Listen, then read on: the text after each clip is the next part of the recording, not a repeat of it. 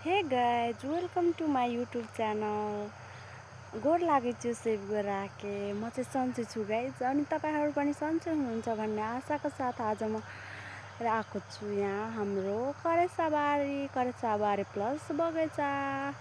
मेरो करेसाबारी हेर्नको लागि तपाईँहरू चाहिँ लास्टसम्म भिडियो हेर्नुहोला।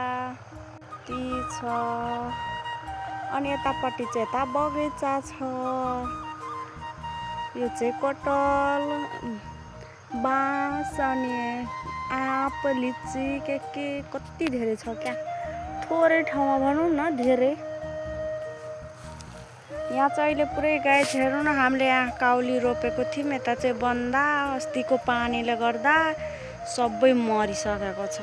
कहीँ छ, बल्ल बल्ल यत्रो बनाएको छु।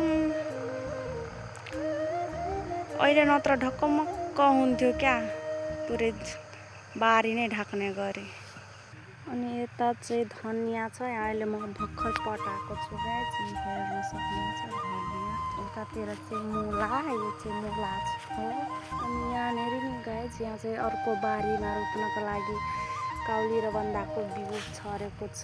यहाँ हेर्न सक्नुहुन्छ सानो सानो छ, भर्खर निक्लिरहेको, भर्खर 2 पातको हो। यतातिर पनि मुला नै छ। यहाँ बिचमा चाहिँ चाइनिज रेजी छ, चाइनिज रायो भन्छ यसलाई चाहिँ गाइस। यता चाहिँ लसुन हेर्न सक्नुहुन्छ। काउली भर्खर यत्रो यत्रो भएको छ। फुल्न थालेपछि पनि तपाईँहरूलाई देखाउने छु। यहाँ चाहिँ चाइनिज रायो, चाहिँ सबै लसुन हो गाइस। अनि यहाँ हेर्नु न, हाम्रो लाखा सागको अहिले ठुल्ठुलो भइसक्थ्यो पानीले गर्दा, र पनि यत्रो भएको छ। कस्तो राम्रो के खाना त। वाउ, कसको फेभरेट हो गाइस कमेन्ट गर्नु। अनि यतातिर चाहिँ यहाँ प्याजको बिउ राख्नको लागि तयारी हुँदैछ। यता चाहिँ बैगुन भन्टा छ गाइस, भ्यान्टा। अनि यता 4 लाइन चाहिँ थोरै रोपेको टमाटर, आफूलाई खानलाई। आफ्नो बारीको हो भने ताजा ताजा हुन्छ नि त गाइस।